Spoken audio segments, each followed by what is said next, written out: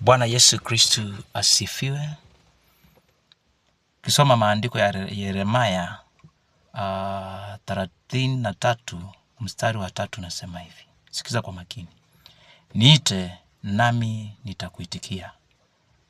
Nami nitakuonyesha mambo makubwa, mangumu usio yajua.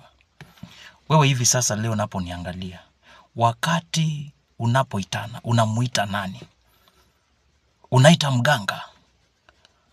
Unaita Illuminati? Unaita devil worshiper? Unaita majini? Ama unamuita nani? Sikiza kwa makini. Ile shida uko nayo ni kujichanganya, umejichanganya.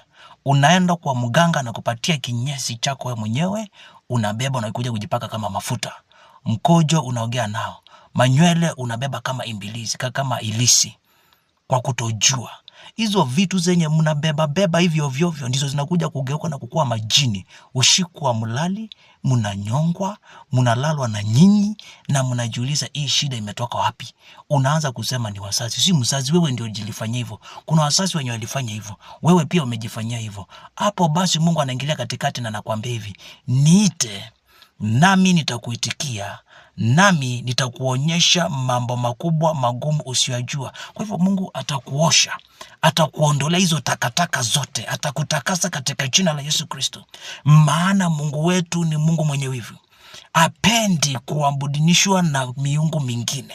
Hivyo basi amua kufuata barabara yake Yesu Kristo peke yake, na utaenda mbali wewe.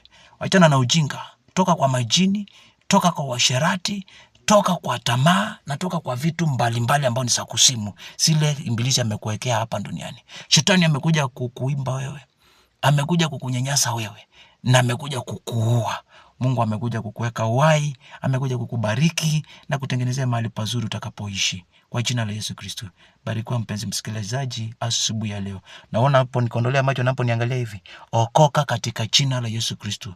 Msifu na muaminie Mungu na utaenda mbali kwa jina la Yesu Kristo.